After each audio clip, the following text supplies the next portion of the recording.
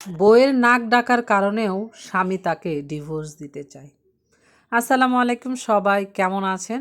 সত্য এবং একটা বাস্তব কথা নিয়ে আপনাদের সঙ্গে হাজির হয়ে গেলাম। প্রায় 20 বছরের উপরে বিয়ের বয়স, বাচ্চা কাচ্চাও বেশ বড় হয়ে গেছে, ছেলের বিয়েও করাতে হবে এমনটা বয়স হয়ে গেছে। এই বয়সে এসেও সেই মহিলার স্বামীর বিয়ের শখটা মেটে না।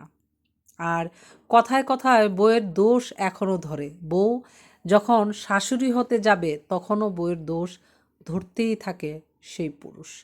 আচ্ছা, পুরুষ মানুষ কি চায় এই বয়সেও বলেন তো? কারণ একটা পুরুষের ছেলে যখন বিয়ের উপযুক্ত হয়ে যায়, গ্রামে থাকলে এই ছেলে বিয়ে হয়ে যেত, শহরে বাবার টাকা পয়সা আছে, ছেলে পড়াশোনা করে, তাই ছেলের বিয়ের বয়স হয়নি। তবে গ্রামে কিন্তু এক বাচ্চার বাপও হয়ে যেত। তাহলে এই বয়সে এসেও সেই পুরুষ তার বউয়ের কাছে কি চায় বলেন তো? বউকে রাত্রে তার পাশে শুইতে দেয় না। কেন? বউ নাক ডাকে, তার ডিস্টার্ব হয়, সে ঘুমাইতে পারে না। তাহলে বউকে অথচ সে চিকিৎসা করে না।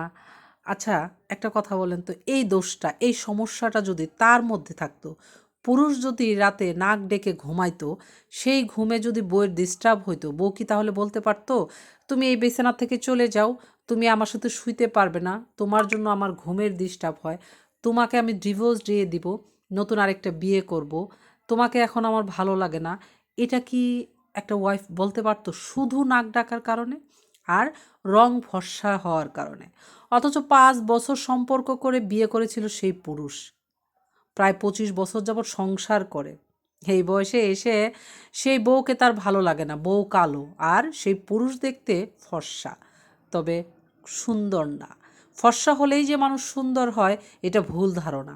সাদা চামড়া সবসময় যে ভালো লক্ষণ তাও তো না, তাই না?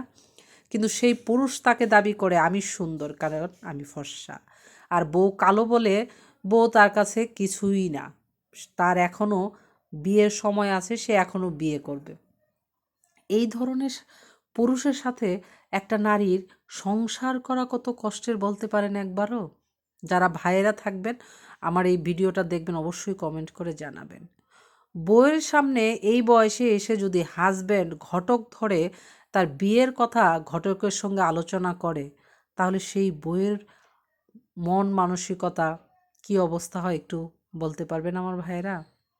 এত লোভ কেন? সেটা কিসের লোভ বলেন তো? শরীরের চাহিদার লোভ, এই তো। কিন্তু কি বিশ্বাস আছে যে এই বউকে, এই বাচ্চা দুটোকে সে তাদের সঙ্গে প্রতারণা করে আরেকটা বিয়ে করে সে সুখী হতে পারবে? এটার কি গ্যারান্টি তার কাছে আছে? সে যে কতদিন বাঁচবে এটারও কি গ্যারান্টি আছে? জানি না।